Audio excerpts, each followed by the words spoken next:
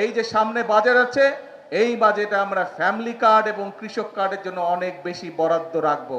কারণ বর্তমানে যেই বাজেট চলছে এটি তো বিএনপি সরকারের বাজেট না, এটি বিএনপি সরকারের আগে যেই অন্তর্বর্তীকালীন সরকার ছিল তাদের করে যাওয়া বাজেট, এবং সেই বাজেটের মধ্যে ফ্যামিলি কার্ডের কোনো টাকা দেওয়া ছিল না, সেই বাজেটের মধ্যে কৃষক কার্ডের জন্য কোনো টাকা দেওয়া ছিল না।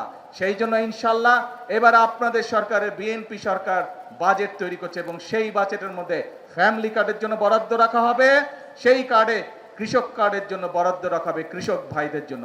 আমরা চাই মায়েরা যেমন স্বাবলম্বী হবে, আমাদের দেশের কৃষক ভাইরাও স্বাবলম্বী হবে। সেই জন্য কৃষক কার্ডের মাধ্যমে প্রতি বছর যাতে কৃষক ভাইদের যে সার, কীটনাশক, যেসব বীজ, ফসলের বীজ, এগুলো কিনতে যেই টাকাটির প্রয়োজন তার একটি অংশ আমরা সরকারের পক্ষ থেকে ফ্যামিলি কার্ডের মাধ্যমে কৃষক ভাইদের হাতে পৌঁছে দিব, যাতে করে তাদের জন্য সমস্যা না হয়।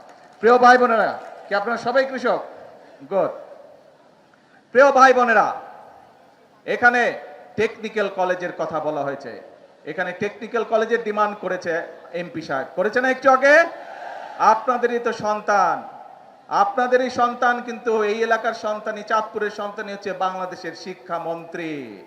আপনাদের সামনে শিক্ষামন্ত্রীকে আমি এখনই বলে যাচ্ছি, যত দ্রুত সম্ভব সেই টেকনিক্যাল কলেজের ব্যাপারে যাতে ব্যবস্থা গ্রহণ করে।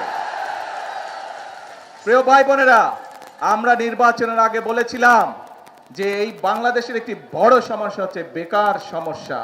আমরা চাই আমাদের দেশের তরুণদেরকে এই টেকনিক্যাল নো-হাউ দিতে, এই টেকনিক্যাল ট্রেনিং দিতে, যাতে করে তারা দেশে কোনো একটি কর্মসংস্থানের ব্যবস্থা করতে পারে অথবা নিজেদের ব্যবসা বাণিজ্য তৈরি করতে পারে, যাতে করে দরকার হলে তারা বিদেশেও যেতে পারে এবং বিদেশে যাতে ভালো চাকরির ব্যবস্থা করতে পারে।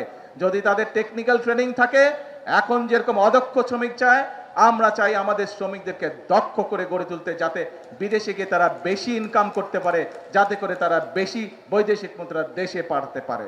অর্থাৎ আমাদের লক্ষ্য একটাই, আমাদের উদ্দেশ্য একটাই, আমরা স্বপ্ন দেখতে চাই না, আমরা পরিকল্পনা গ্রহণ করতে চাই, যেই পরিকল্পনা বাস্তবায়িত হলে দেশের মানুষের উপকার হবে। আমরা পরিকল্পনা গ্রহণ করতে চাই, যেই পরিকল্পনা বাস্তবায়িত হলে দেশ সামনের দিকে এগিয়ে যাবে। আমরা পরিকল্পনা গ্রহণ করতে চাই, যেই পরিকল্পনা বাস্তবায়িত হলে দেশের মানুষের ভাগ্যের পরিবর্তন হবে। প্রিয় ভাই বোনেরা।